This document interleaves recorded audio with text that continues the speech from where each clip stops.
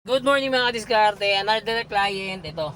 Toyota Revo yung gagawin natin. So, papalitan natin ito yung mas malaking 100 head unit yung ipapalit natin dyan. So, tara, let's go. Alam niyo naman ako paano baklasing to. Yung mga tornilyo lang sa ilalim. Saka dito. Yan.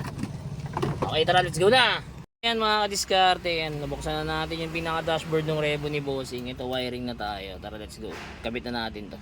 So, ayan mga Bossing. Tapos na tayo mag-install sa Toyota Revo. Siyempre, kasama pa rin sa package natin yung reverse cam. Ayan.